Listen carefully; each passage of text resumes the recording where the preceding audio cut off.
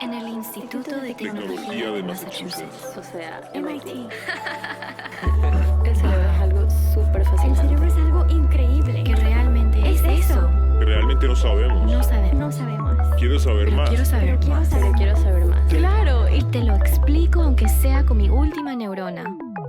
En mayo del 2023, Jessica Chomik Morales, una investigadora de postlicenciatura en el Departamento de Ciencias Cerebrales y Cognitivas del MIT, inició un viaje de 5 semanas por 7 países de América Latina para explorar y resaltar las investigaciones de destacados e influyentes neurocientíficos en la región. Dado que viajó con equipo limitado, se espera que pueda haber variaciones en la calidad de producción de las entrevistas.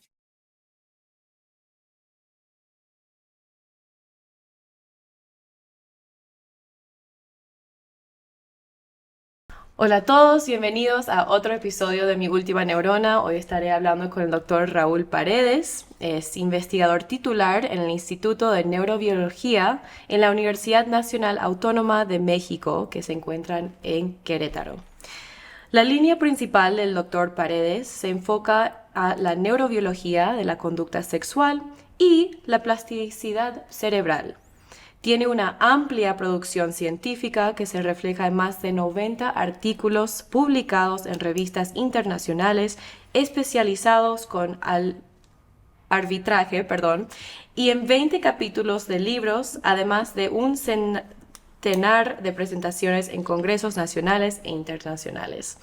Bienvenido, doctor Paredes, a Mi Última Neurona. Es un honor tenerlo en el programa. Al contrario, Jessica, muchas gracias a ti y aprovecho para saludar a la audiencia y también para felicitarte por este programa que creo que es muy importante, justo como platicábamos hace un momento, para dar a conocer las neurociencias, ¿no? Sí. ¿Y qué hacemos los neurocientíficos? ¿Qué hacemos? Porque parece que siempre nos comparan con los neurólogos y Exacto. los neurocirujanos, pero nosotros informamos su trabajo.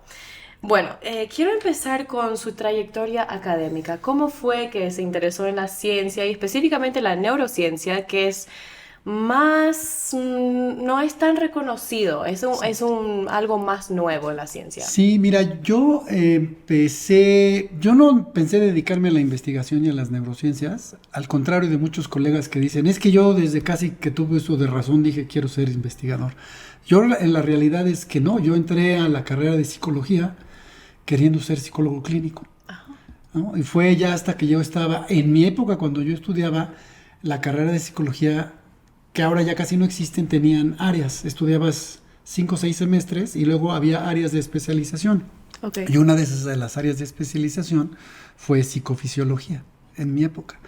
Y entonces yo entré queriendo ser clínico, nada más que yo digo, en el camino, en la trayectoria, maduré y dije, no, la clínica no me gusta. ¿Y por qué no?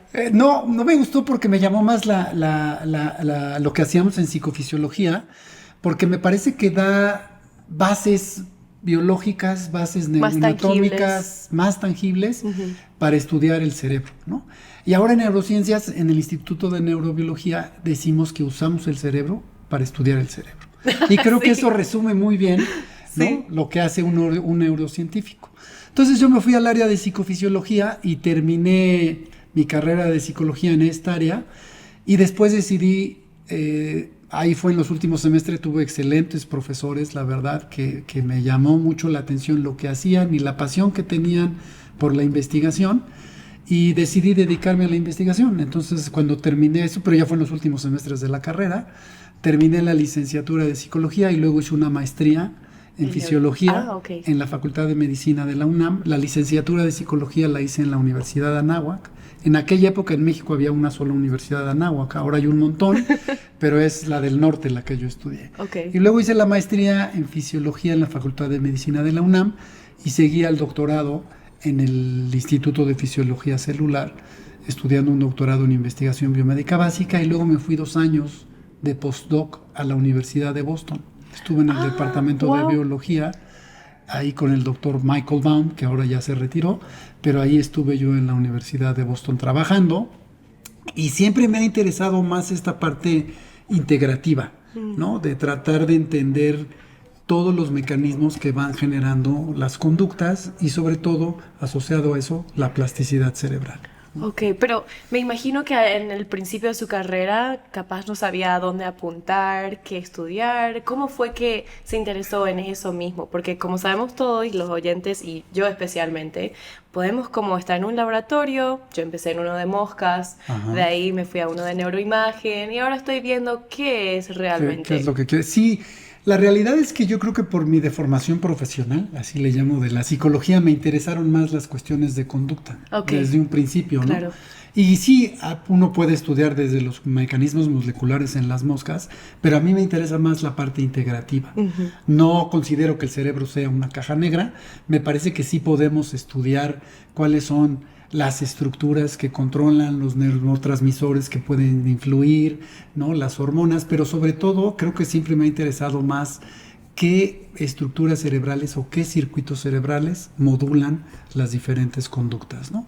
Y cómo podemos utilizar esa información, desde luego para entender cómo pueden funcionar en un individuo normal, y entendiendo un individuo normal, pues luego puedes estudiar cómo se generan algunas patologías, pero si no entiendes cómo funciona Claro, de forma la normal, base, sí. no puedes entender cómo funciona en alguna patología, ¿no? Así mismo. ¿Y qué hizo en el laboratorio del Dr. Baum, me dijo? Sí, con el laboratorio del Dr. Baum yo estudiaba mucho, empecé estudiando desde el principio cuestiones de conducta sexual, porque ahí en la Anáhuac había un investigador que realmente también contribuyó mucho a mi formación, que fue el Dr. Anders Sagmo, ahora ya también jubilado, fue un sueco que vino a México y terminó luego en Noruega, historias todas interesantes de vida.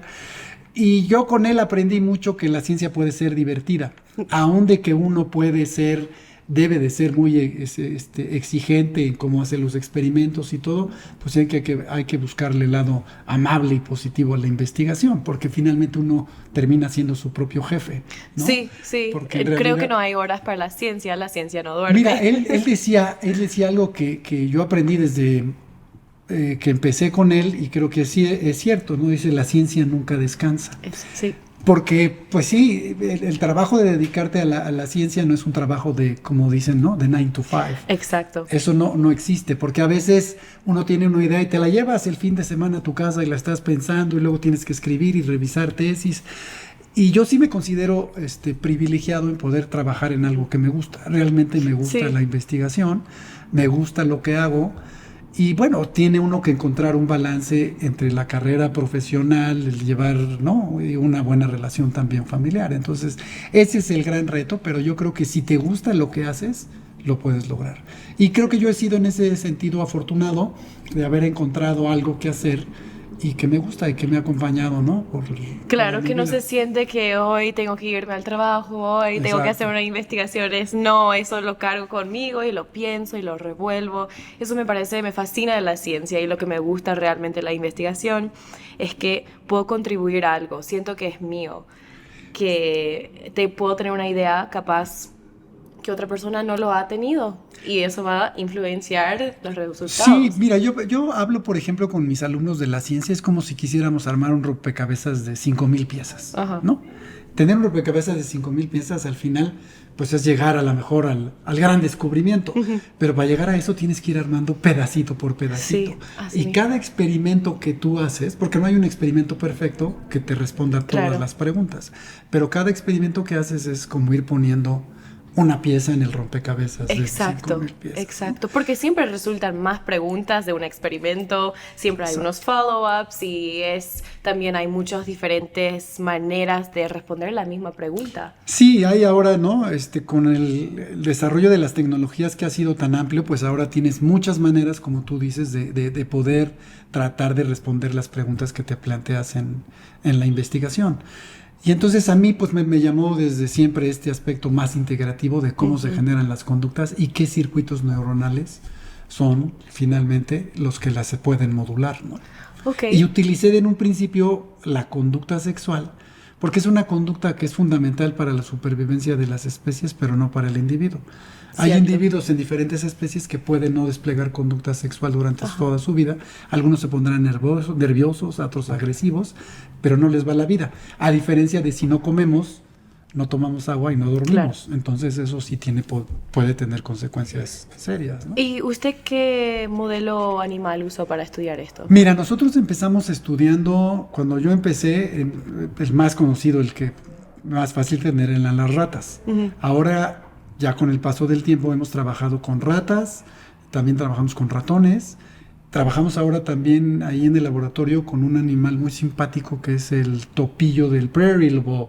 Ah, sí, que son monógamos, pero también pueden ser polígamos. Que sí, pero esta especie en general tiene la característica de que forman vínculos muchas veces, ¿no? Para toda la vida, a diferencia de otras especies. Claro. Y lo interesante es poder comparar, ¿no? Si los circuitos cerebrales, por ejemplo, en alguna especie que puede ser más monógama, es distinta de una especie que no lo es, no porque los quieras cambiar ni mucho menos, simplemente para entender cómo se da esa que yo llamo variabilidad, ¿no? Biológica, porque la variabilidad biológica nos acompaña en todo. Sí, y bueno, y eso me hace pensar, ¿y cuáles son? Bueno, tengo muchas preguntas, pero en primer lugar, ¿qué rasgos hay de similitud entre las ratas o los ratones y sus sistemas hormonales y sus, bueno, cómo llegan a ser sexuales a los humanos?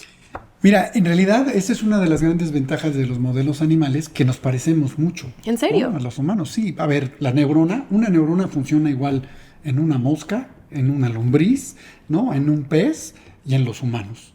Entonces, igual son potenciales de acción y van a entrar neurotransmisores, depolarizan a los receptores, no voy a hablar mucho en detalle, y se genera la comunicación. Entonces, eso es fundamental. Nuestros circuitos cerebrales en el humano son probablemente un poco más complejos, pero son muy similares a lo que ocurre en animales menos desarrollados, que además nos permite hacer preguntas que de otro modo sería muy difícil hacer en el humano. Entonces, la ventaja es de que los mecanismos básicos biológicos son idénticos. Al igual que en los humanos, por ejemplo, en tu pregunta específica de la conducta sexual, que en los humanos es fundamental las hormonas, el estradiol y progesterona, por ejemplo, en las mujeres, la testosterona en los hombres, es lo mismo en los animales, ¿no?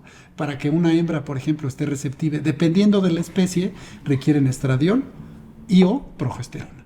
Y en los hombres, en los machos igual, si no tienen testosterona, no hay despliegue de la conducta sexual, ¿no? Entonces, en ese sentido, sí somos muy parecidos, ¿no? Para estudiar algunas de estas cosas. Me imagino que en los humanos, sí, bueno, es más complejo, son más complejas las redes, pero también hay como factores de emoción, de qué tanto uno le conoce a la otra persona, y eso cambia también a través de culturas, de edad. Sí, por supuesto que independientemente de que los mecanismos biológicos sean muy similares, en los procesos de socialización en el humano son completamente distintos y le dan una variable todavía mucho más compleja, ¿no? Claro. Podemos hablar desde las influencias familiares, ¿no? La influencia del papá, de la mamá, la influencia social, puede ser hasta la religión. Claro, ¿no? Sí. Y el contexto social también de alguna manera influye, pero hay cosas que si están determinadas biológicamente que también no las puedes cambiar. Claro, exactamente.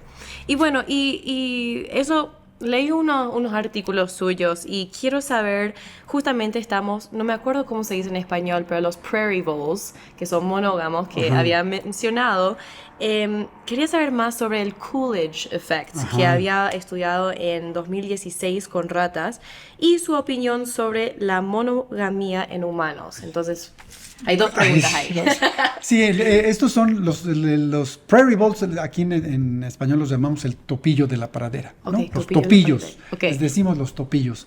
Y efectivamente esta especie tiene la característica de monogamia, ¿no?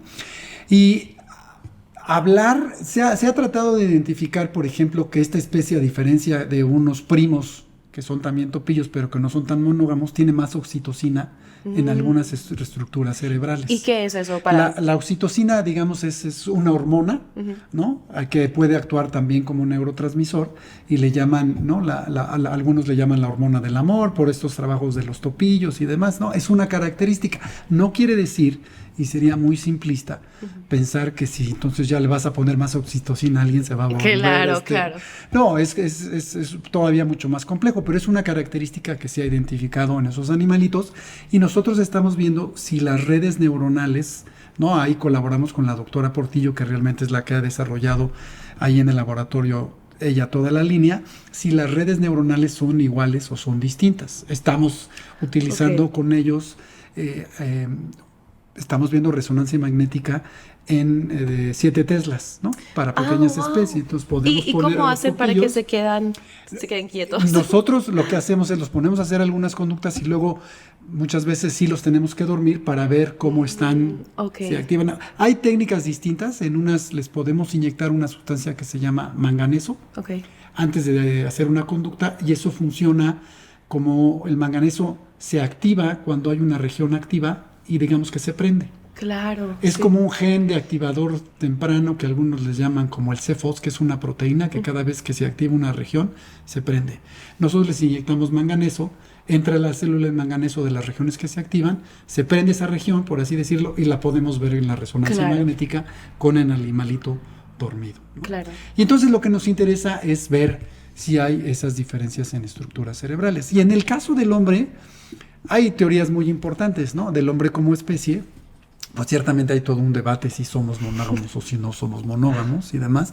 No lo vamos a resolver hoy. Muchos dicen que la monogamia surge a partir de que empieza a haber la propiedad privada, porque entonces cuando hay propiedad privada, cuando no había propiedad privada, dices, pues no importaba la monogamia porque yo no tenía nada que heredar, ¿no? Pero en el momento que surge la propiedad privada, entonces como esto ya es mío, se lo tengo que dar a alguien. Bueno, y eso me suena más como para casarse uno con el otro, ¿verdad? Pero antes, de seguro, sí había celos. Yo creo que esto es parte intrínseco del humano, claro, que no sabemos si existe en los animales, ¿no? En los animales la mayoría de las especies son especies polígamas. Son pocas las especies monógamas, pero eso te habla otra vez de la variabilidad biológica. Y en el humano yo creo que está muy debatible. Yo creo que lo importante ahí en el humano, pues es nada más ser honesto, ¿no? ¿Qué tipo de relación quieres? Escuchen, chicos. ¿No? O sea, esa es la realidad. Si tú decides estar en una relación monógama, pues bueno, que estén los dos en el mismo canal. Si los dos deciden tener una relación más abierta, pues yo creo que también se vale, pero que los dos estén enterados de cuál es el tipo de relación. Pero que nadie empiece a usar como excusa que mi cerebro es diferente, porque realmente no sabemos. No, o como digan, no, es que yo no tengo tanta oxitocina, ¿no? Eso no se tampoco. Así Bueno, es. ya escuchan de un neurocientífico en que se especializa en esto, así que, bueno, el Coolidge effect. Sí. ¿Y sabes por qué se llama Coolidge? Porque la leyenda dice que fue un presidente de Estados Unidos, el presidente Coolidge, ¿no? Que hacía, eso cuenta la leyenda, que hacía un recorrido por una granja y entonces se separaron su esposa y él, al menos así está descrito en la literatura, y entonces pasó el presidente Coolidge y dijeron, oiga, ¿por qué aquí hay un solo gallo para tantas gallinas? Y si es que el gallo puede con todas las gallinas, ¿no? Entiendo. Y entonces dice que le dijo, bueno, pero entonces díganle eso a la señora Coolidge, ¿no? Para que esté enterada. Entonces de ahí viene, pobrecita, en teoría, esa anécdota. Y se llama el efecto Coolidge, es que una vez, por ejemplo, y ocurre mucho se ha estudiado más en los machos, una vez que un macho, por ejemplo, en las ratas es más común, eyacula y termina una serie eyaculatoria, que se le llama, pasa un tiempo en que hay un periodo que se llama periodo refractario absoluto, en el cual no hay manera de desplegar conducta sexual porque está... Y el efecto Coolidge es que si le pones una hembra nueva, diferente con la que copuló la primera vez, va a ser más rápido. Va a ser más rápido, se acorta y empieza a copular otra vez. Y hay mucha discusión y parece que también en las hembras existe un efecto Coolidge, que si le pones... Lo que pasa es que en las hembras es más difícil que se llegue, digamos...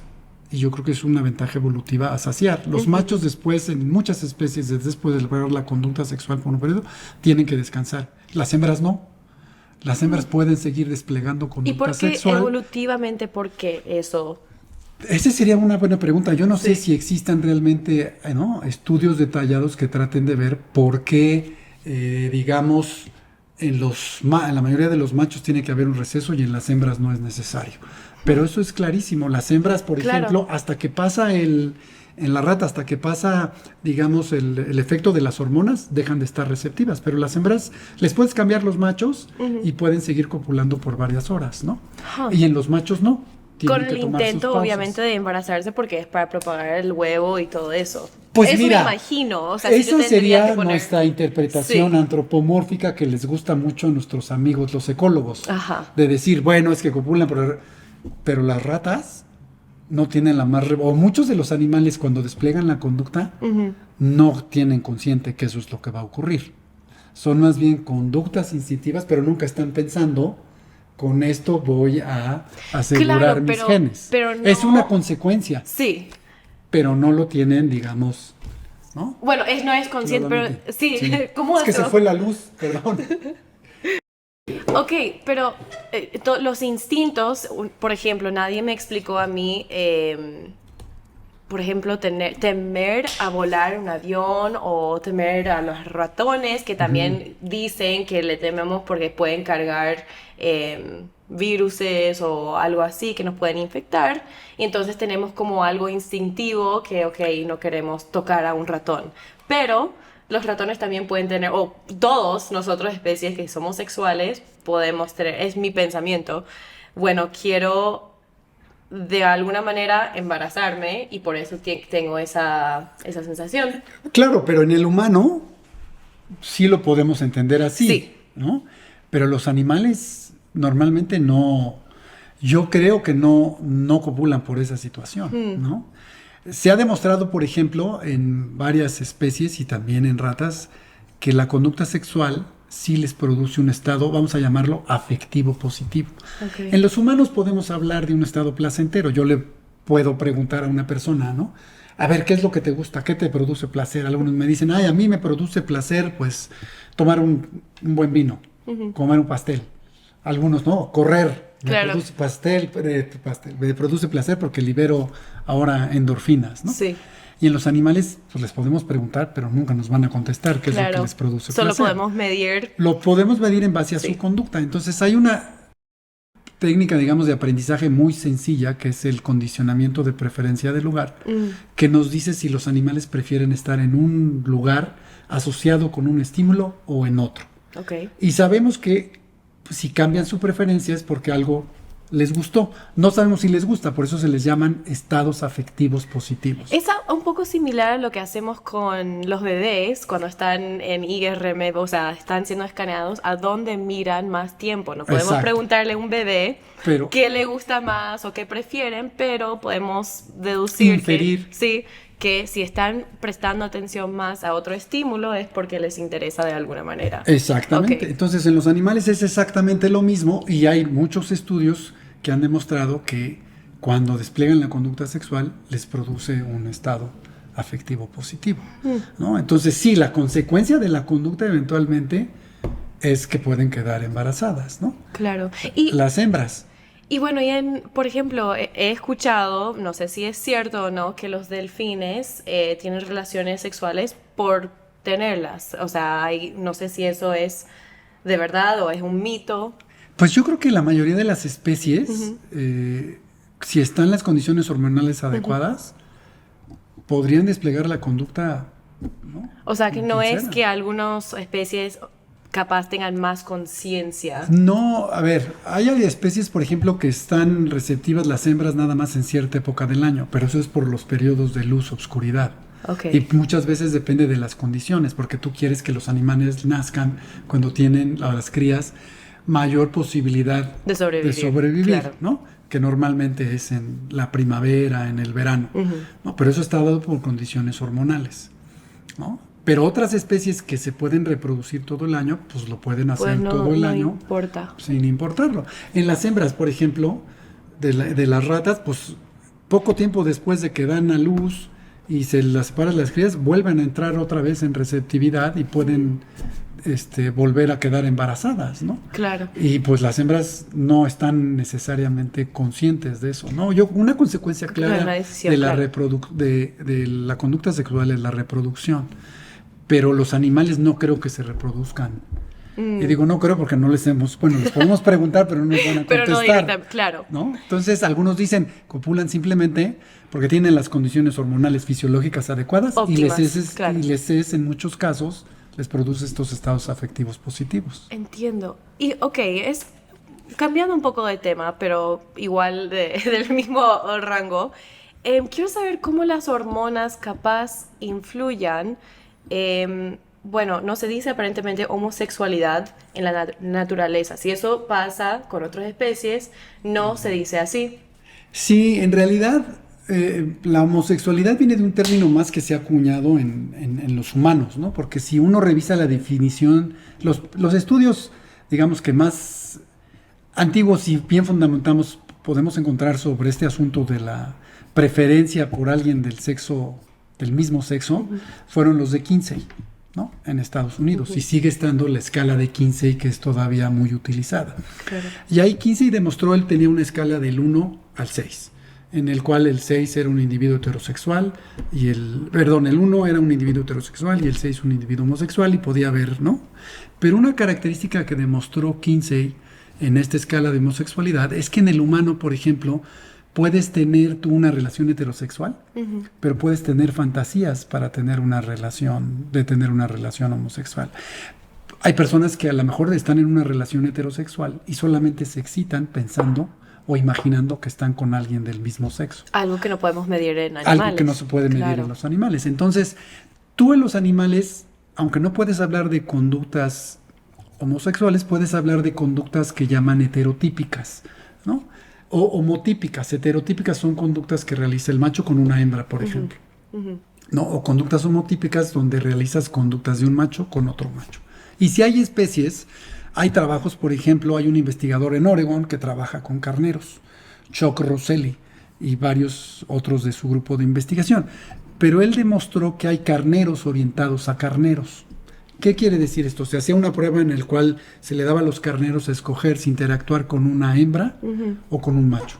La mayoría de los carneros interactuaban con una hembra, pero hay algunos carneros que prefieren interactuar con los carneros. ¿Y saben con por los qué? machos. ¿Será que hay diferencias? Hay algunos hormonales? estudios, se han encontrado algunas, por ejemplo, él en su grupo, ellos hicieron un estudio para ver alguna enzima que es muy importante para convertir testosterona a estradiol, y analizaron el cerebro de los carneros y encontraron que una enzima que convierte la testosterona a estradiol, que se llama aromatasa, era menor los niveles de esa enzima en una región que se llama el área preóptica medial, que es muy importante en el control de la conducta sexual en los machos, y que era menor en los carneros orientados a carneros. Pero eso es simplemente, digamos, un marcador. No quiere decir que si tú modificas la aromatasa lo cambias, porque seguramente hay más modificaciones a nivel genético, a nivel estructural y a nivel de neurotransmisores y de hormonas, como puede ser esta enzima. Tú lo que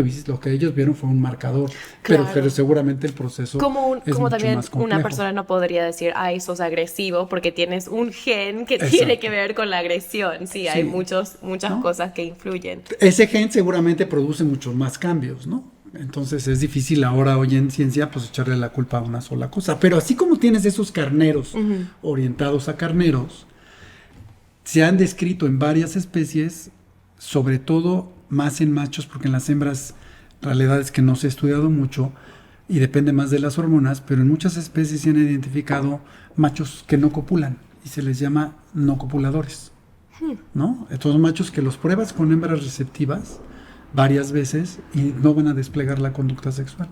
Y nosotros, en el caso de las ratas que hemos trabajado con ellas, hicimos muchos estudios y no encontramos ninguna, digamos, otra conducta que estuviera alterada, ¿no? Parece que lo único que tienen estos individuos, vamos a llamarlo así, es una falta de interés o motivación para copular con una hembra. En todo lo demás son idénticos a las otras ratas. Sí encontramos en esta misma región cerebral que encontró Chuck Rosselli una disminución de esta enzima, encontramos diferencias en los receptores a testosterona y estradiol.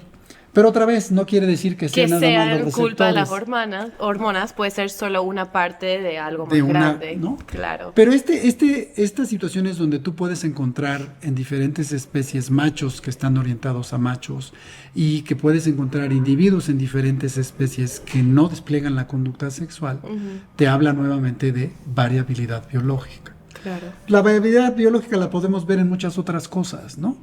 En la estatura, ¿no? Hay gente que Color Entonces, de pelo, de ojos, sí. en todo hay variabilidad biológica, ¿no? Lo que pasa es que estamos más acostumbrados y eso sí lo aceptamos como Sociedad. ¿no? Como Claro. sociedad. Ah, sí, no importa, pues es chaparrito, es que es altote y no nos... Claro. Pero hablar de variabilidad biológica en esta cosa de sexualidad, pues no. Porque hay otros factores sociales, como la religión, como la familia y eso. Exactamente. Sí, pero tiene sentido eso, que porque si no hay variabilidad en otras cosas, eso va a extender hasta las habilidades cognitivas, por ejemplo. Exactamente. Que puede haber diferencias de memoria, habilidades de memoria, de aprendizaje, de otras muchas cosas que forman parte del cerebro humano.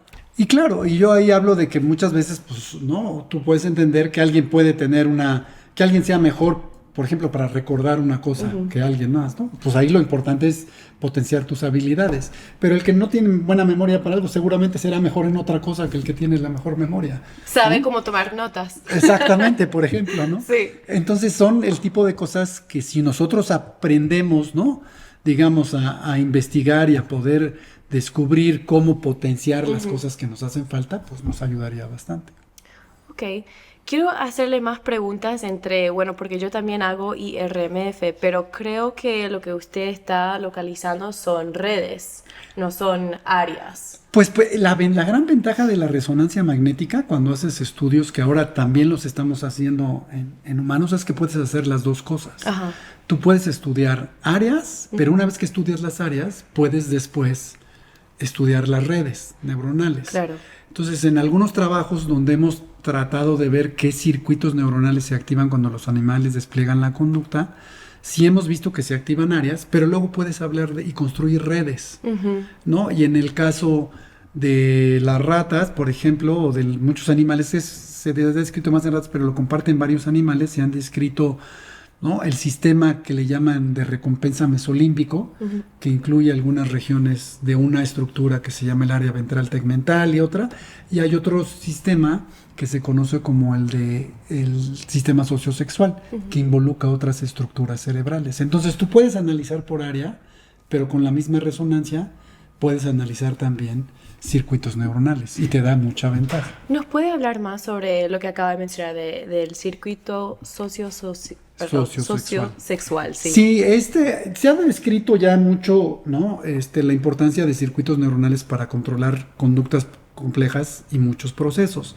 Entonces, estudios originales que se hacían o con lesiones de estructura cerebral, implante de hormonas, ver si se activaban con algunas técnicas como era con genes temprano. Ahora la gran ventaja de utilizar la resonancia magnética es que mientras en las otras podrías hacer una sola manipulación y ya, aquí los animales están intactos. Entonces puedes probar al animal, al mismo sujeto lo puedes probar varias veces. Claro. ¿No? Y entonces puedes comparar entre grupos que tengan diferentes tratamientos, pero además puedes ver al mismo sujeto cómo va evolucionando a través de ir adquiriendo experiencia. Entonces nosotros hemos basado, te digo, en otros estudios, pues hemos analizado esta red del sistema sociosexual, que en teoría muchas de las ferormonas o estas señales químicas sexualmente relevantes entran a través de los bulbos olfatorios. Antes se suponía la existencia de dos sistemas olfatorios, ahora hablamos de un solo sistema, pero esa es otra historia que podemos platicar. Pero entran las hormonas o las claves quimiosensoriales sexualmente relevantes, llegan a los bulbos olfatorios y de ahí se van a diferentes regiones que incluyen, y esto si están los bulbos, hagan de cuenta que están aquí metidos y van para atrás, a la amígdala, al hipotálamo, al área perióptica medial, al núcleo de la cama de la estría terminal, por ejemplo, que son estructuras que tienen que ver con este sistema sociosexual. Pero no necesariamente en ese orden. No, hay conexiones, claro, ¿no? Que van a diferentes, estoy nada más mencionándolos. Y el otro, el de recompensa, es el que te mencionaba, que está involucrado el área ventral tegmental,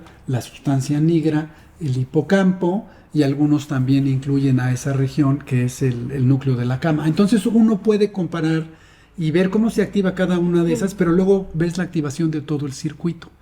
Y nosotros, por ejemplo, hemos encontrado que es más importante que se active este circuito sociosexual primero y después se activa el de recompensa. Lo que sugiere es que primero se tiene que, como que voy a decirlo así, darle contexto a la estimulación para que esa conducta eventualmente pueda volverse una conducta recompensante y que entonces el individuo asocia, ¿no?, que esa conducta Entiendo. puede inducir estos estados placenteros. ¿Cómo? La gran ventaja de la resonancia es que hay diferentes técnicas, ¿no? Una que nosotros hacemos con manganeso, les inyectamos, como te comentaba, Claro, y vemos si hay claro. activación. Pero también puedes ver si se modifican las conexiones entre las estructuras o el estado basal, ¿no? Claro. Entonces, Y ahí viene la plasticidad. Ahí viene la plasticidad. Claro. No hemos hecho esos estudios todavía, pero ¿qué pasa en el cerebro de un animal? Y que no me vuelen la idea, de un animal que tiene mucha experiencia en conducta sexual y uno que no la tiene. A lo mejor las conexiones son distintas. No porque sean mejores o peores, simplemente porque la experiencia te da la Claro. posibilidad de que sea diferente, ¿no? Claro, cuando uno aprende cualquier cosa, un músico que ha tocado distintos instrumentos o uno que ha tocado el mismo instrumento por muchos años, Claro. va a ser diferente las conexiones en su cerebro. Uno esperaría que sí, ¿no? Sí. Suena lógico, ¿no? Pero no es. Pues hay que estudiarlo. Yo no sé, por ejemplo, en la conducta sexual, no sé si se ha estudiado. En otras sí se han visto modificaciones a nivel. Y eso es de algo esto. que está estudiando Es ahora. algo que estamos empezando a estudiar. Y no hay algo, ¿y cuáles son? Esa es la hipótesis, me imagino Sí, que va a ser que vamos a diferente. sí, lo que queremos ver es que efectivamente suponemos que los animales que llevan más tiempo Claro. tendrán una conectividad cerebral diferente a los que no. Sí, Y esa resulta. conectividad cerebral pues puede cambiar. También, claro. Sí. Eso, bueno, es algo que me fascina mucho porque no es su tema de investigación, pero especialmente con la adicción, que un cerebro, no quiero decir un cerebro adicto, pero un cerebro que ha tenido adicción a alguna sustancia o una experiencia, cambia su cerebro Sí. porque es plástico. Y después de dejar de ser adicto, igual está cambiado ese cerebro. O sea, no es el mismo cerebro con que empezó antes de la adicción. Y me fascina mucho eso, cómo también se puede igual cambiar más, utilizar la plasticidad para, por ejemplo, aprender cómo evadir esa adicción o ser adicto a otra cosa que sea más saludable, como el ejercicio, por ejemplo. Sí, se ha demostrado, por ejemplo, tú dices del ejercicio, tanto en humanos como en ratas. Con esto, en ratas se mide el ejercicio con lo que es la rueda de ejercicio, Sí. ¿no? Eso que le llaman el wheel running, y algunos dicen que seguramente la gente, si no los ubica, son estas como rueditas donde Sí, se como suben las imagínense ratas. un hámster. Sí, que se Sí. sube ahí. Bueno, Sí.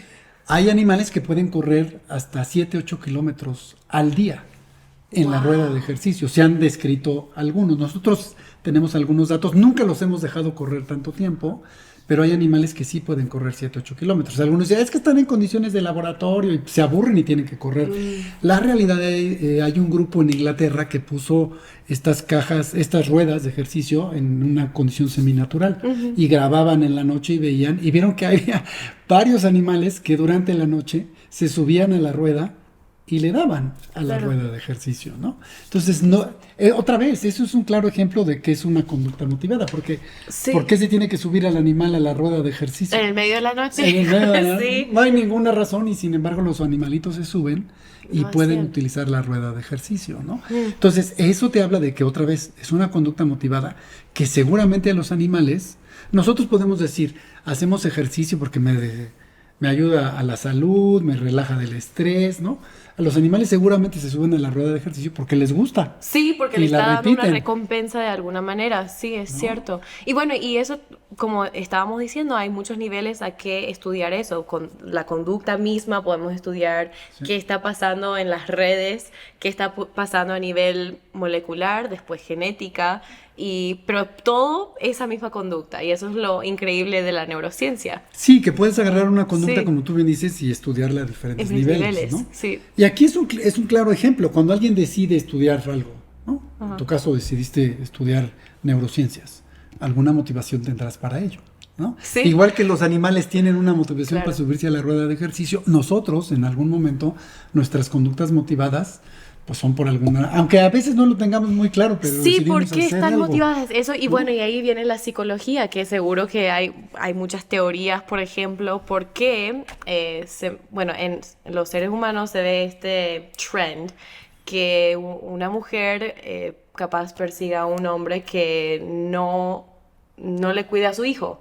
Y dicen, ¿verdad? Evolutivamente que eso no tiene sentido, porque ¿por qué invertir en un hombre o un macho que no se quede otra vez para cuidar al offspring, al niño?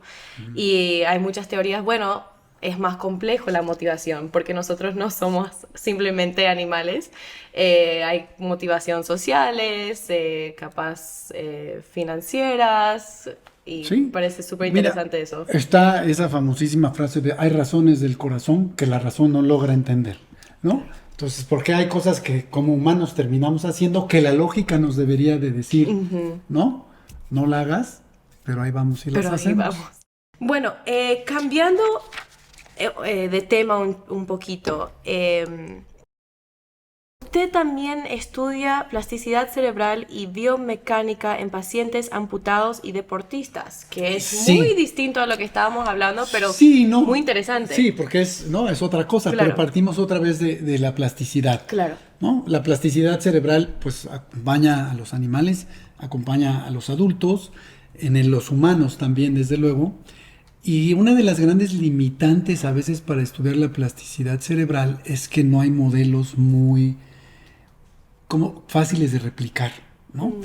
Uno puede encontrar una persona que, si pudiéramos hacer el experimento, dices, es que se cayó de la bicicleta y no le pasó nada. Y otro a lo mejor se cae de la bicicleta igual y tiene severas alteraciones. Muchas veces uno dice, y muchas veces cuando una persona sufre algún accidente vascular o es muy difícil que los médicos te digan qué va a pasar hasta que no despierta la persona y ves qué es lo que ocurre. Claro.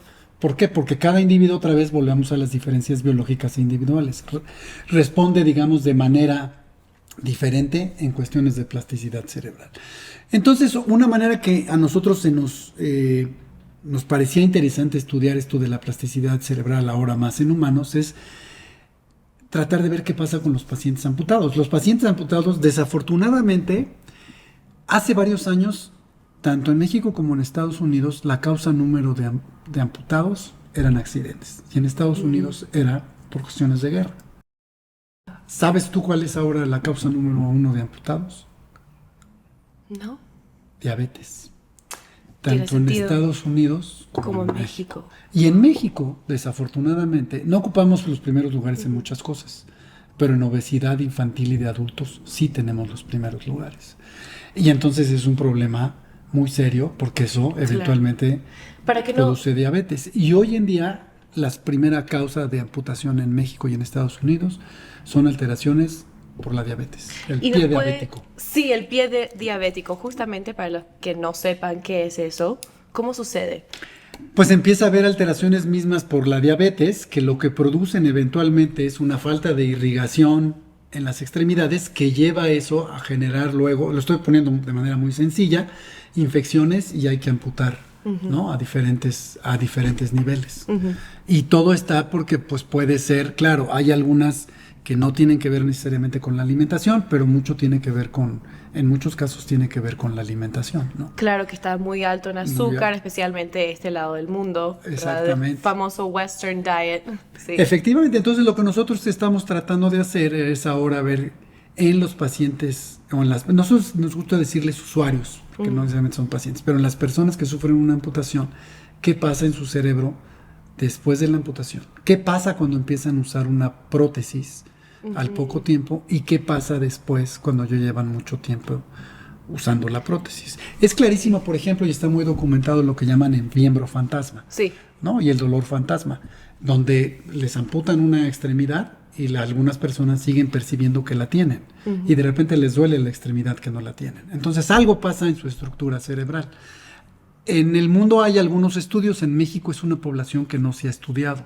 Ok. Entonces a nosotros nos interesa estudiar qué pasa con esos pacientes o ¿Que esos sienten usuarios. ese dolor específicamente? No necesariamente, sino qué pasa en el cerebro desde cuando empiezan a utilizar las prótesis, qué pasa después. Y otra vez puedes estudiar desde estructuras hasta los circuitos Claro. neuronales, ¿no? Y todo, enfocado a la plasticidad cerebral, porque hay cambios en el cerebro, ¿no? Lo interesante sería ver si esos cambios son parecidos a los que ocurren cuando se despliega una conducta normal, por ejemplo. Si son los mismos circuitos neuronales o los mismos mecanismos que inducen esos cambios plásticos, ¿no? Y en los deportistas es igual, ¿no? Un deportista, el cerebro de un deportista que hace ejercicio todos los días probablemente no sea igual en estas redes a alguien que lo hace de manera pues mantenerse bien o alguien que no hace ejercicio. No estamos diciendo si es mejor o peor. Sí, decimos que solo es decimos distinto, que es diferente, sí. ¿no? Entonces lo que queremos ver es si esos, como tú decías hace rato, si hay esos cambios plásticos en alguien que hace ejercicio por mucho tiempo y luego lo deja de hacer, esos cambios después, regresan. cuando retoma. Exacto. Y famoso eso que dice, si no lo usas, lo pierdes. Pero no es tan cierto eso, ¿verdad? Porque nuestras neuronas tienen alguna memoria, Sí, especialmente motoras. yo creo que ¿verdad? ocurre más en los músculos. Si no usas tus músculos, sí se atrofian y te cuesta más trabajo, ¿no? Claro. Pero, por ejemplo, el recuperarlo. saber andar en una bicicleta. Sí, es algo que pues lo aprendes y ya no se te olvida, claro. ¿no? Sí. Te costará al principio un poco de trabajo, pero Capaz. pero es más fácil retomarlo. Lo sí. que quería preguntarle es, entonces, en estos estudios con humanos amputados, le estudian una vez, o sea, primero, ¿cómo consiguen estas personas? Segundo, estos estudios se hacen a través de muchos meses, me imagino, con el mismo individuo porque quieren ver los cambios dentro del individuo. Cómo es al principio cuando fue amputado, después cuando empieza a usar la prótesis y después más cuando ya están cómodos con la prótesis. Así es, y no es sencillo, ¿no? Normalmente cuando uno trabaja con animales, pues es muy fácil porque vas al bioterio y dices, necesito tantos individuos con estas características, ¿no? Y te esperas a lo mejor un par de meses y te los dan. Pero cuando trabajas con esta población en humanos, pues no es sencillo. No es así, sí. Y la verdad es que ahí los estudiantes son los que han hecho un gran trabajo. Tenemos ahí pues al menos 4 estudiantes que están trabajando en este proyecto y han conseguido pacientes o personas amputadas de muchos lugares, ¿no? Algunos los hemos traído de diferentes ciudades aquí a Querétaro para hacerles los estudios. Y la otra también es que pues ahora ayudan las redes sociales, porque se ponen las redes sociales y luego dicen, oiga, me enteré de esto y a mí me interesa participar y no. Algo de lo que ocurre mucho, por ejemplo, también es que en muchas de las personas a las que se les pone, por ejemplo, una prótesis de la pierna o del pie, no se estudia la biomecánica muchas veces. Entonces tienen la prótesis muy bonita y les queda, pero no se evalúa si después de ponerle las prótesis tienen alteraciones en la marcha, que luego pudiera producir que les produce dolor de otro lado de la columna, etcétera. Y cuando eso ocurre, lamentablemente lo que puede pasar es que dejen de utilizar la prótesis porque les produce más dolor, ¿no? Entonces lo que nosotros queremos hacer es, además en esos pacientes, hacerles estudios de biomecánica para ver qué tan fácil se pueden adaptar a su prótesis y qué modificaciones se les tienen que hacer a su prótesis para que tengan una marcha adecuada y aumente sobre todo la probabilidad de que sigan utilizando la prótesis y que no la dejen, ¿no? ¿Y trabajan directamente con empresas que hacen esas prótesis? No, nosotros no hacemos las prótesis, pero sí, en el sí hay estudio. necesidad de Sí hay un necesidad. cambio. Sí, o sí, algo. sí. Entonces ahí se hacen más bien recomendaciones, ¿no? Ok. En esos estudios no. Ahora, aquí en la ENES, donde estamos ahorita, que es la Escuela Nacional de Estudios Superiores en Juriquilla, tenemos una licenciatura de órtesis y prótesis. Porque en Latinoamérica casi no hay. En Estados Unidos, para ser ortesista, protesista, primero tienes que tener tu bachelor's degree, tu licenciatura, como si fueras a ser médico, y luego haces una maestría en órtesis y prótesis. Entonces, esta es una de las primeras licenciaturas que estamos sacando en órtesis y prótesis, ¿no? Hay una en El Salvador, otra parece que están tratándolo de sacar nuevamente en el INER. Y entonces aquí sí estamos preparando ortesistas, protesistas, y aquí sí estamos haciendo prótesis para algunas personas. Tratamos de hacerlas a un costo más o menos, ¿no? Claro, Dependiendo es parte de cada como persona. del Servicio, sí. En MIT justamente hay un neurocientífico que trabaja con la vista y se va a India y para estudiar cómo funciona el cerebro y la percepción de niños que o han perdido la vista de muy temprana edad por alguna razón. Normalmente es algo, bueno, no simple, pero simple en términos generales, como cataratas, que puede ser resolvida con una operación. Claro. Y ver cómo funciona el cerebro, cómo se evoluciona el sistema visual de esos niños, pero también ofrecen un servicio gratuitamente a estos niños de operarles si tienen cataratas para restaurar la vista, y también ven cómo cambian estos niños, cómo cambia su cerebro ahora que sí pueden ver. Claro. Así que me parece un poco similar. Pues sí, más o menos. Aquí lo que pasa es que no hacer una prótesis depende, a veces sale muy caro, ¿no? Entonces, aquí las prótesis sí se cobran porque no tenemos el presupuesto, pero pues a precios, digamos, al costo.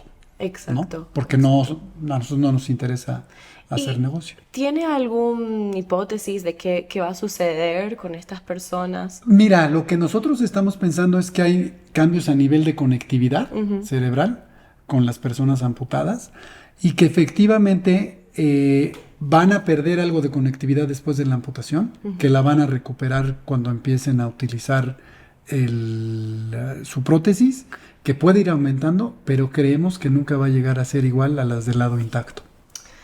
Claro, pero ¿y cómo miden lo intacto? Porque tienen que tener... Porque tú puedes hacer una sección del lado intacto, por ejemplo, si lo amputaron del lado derecho, ¿no? Que normalmente si es una amputación del lado derecho, la mayoría de las estructuras que controlan son del lado izquierdo y la conectividad ahí puede bajar. Y en el lado derecho, que no está amputado, entiendo, con la otra, obvio, sí. ¿No? Entonces puedes hacer comparaciones dentro del mismo sujeto.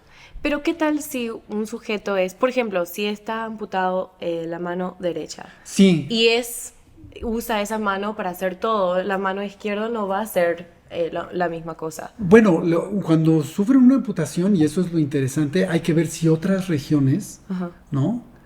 Del lado amputado, por ejemplo, empiezan a desarrollarse más. Porque justo lo que tú dices pudiera ser que otras regiones empiecen a tomar, ¿no? La función del área perdida. Entonces, son ese tipo de cosas que nosotros queremos empezar que estamos investigando, ¿no? Y en un principio, pues sí, ahorita nos estamos yendo a los pacientes amputados de piernas, porque son desafortunadamente los más comunes, pero falta todavía hacer estudios si son pacientes amputados, por ejemplo, de la mano, de los brazos, etcétera, etcétera. Claro. Desafortunadamente, como hay muchos pacientes amputados, es mucha la necesidad y no hay mucha investigación al respecto. Pero bueno, usted... Pues en ese camino estamos. Sí. Voy a volver a entrevistarle en unos años a ver qué tal. Sí, claro. Bueno, para cerrar la entrevista, quiero saber si tiene algún consejo para darle a nuestros oyentes que son jóvenes hispanos, que capaz estén interesados en la neurociencia. Yo les diría que se acercaran a las neurociencias, que este ejercicio de utilizar el cerebro para estudiar el cerebro es un ejercicio muy bonito, que no tiene límites, ¿no? Y que ayudan a desarrollar la imaginación.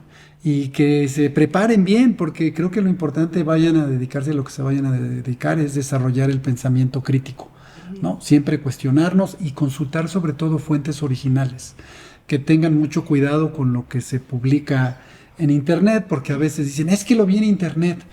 Eso no es garantía de nada, porque cualquiera puede subir algo a internet, ¿no? Y dicen, es que lo vi en una publicación. Ahora hay estas publicaciones que llaman predadoras, ¿no? Publicaciones donde manda uno un artículo, te cobran algo y lo publican y no necesariamente tienen a alguien que lo revise y un comité. Entonces, estar muy atento con los jóvenes de que sean fuentes originales, de que sean fuentes que realmente sea gente preparada las que tienen y no sean arbitradas. Sí, efectivamente, ¿no? Claro. Porque ahora hay muchas revistas que nomás te cobran y nadie revisa los artículos. Sí, también, no sé, videos en TikTok que yo también veo muchas personas ahí que están diciendo que, bueno, de esta manera puedes, no sé, enfocarte más. Te voy a poner un ejemplo muy claro, ¿no? De lo que mencionábamos antes de las feromonas, ¿no? Ah, sí.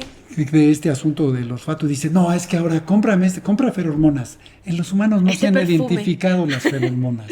Se han identificado, en los insectos están muy conocidas varias, en los roedores también. En los humanos se presume la existencia de estas feromonas, ¿no?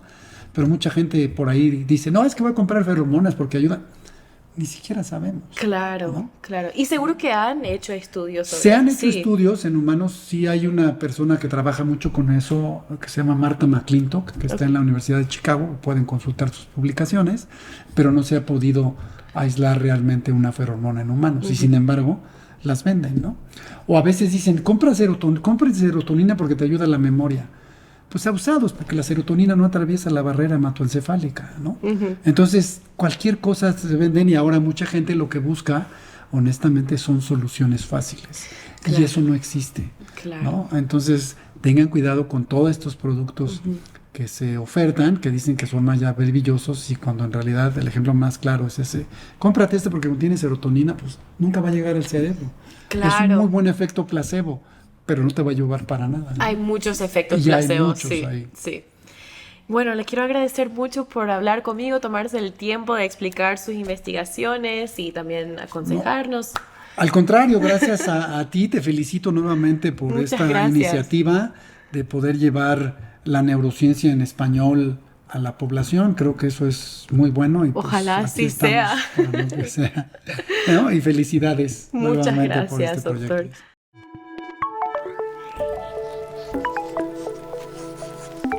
Si disfrutaste nuestro contenido, no te olvides de darle me gusta al video y suscribirte al canal de Mi Última Neurona para estar al tanto de los nuevos episodios.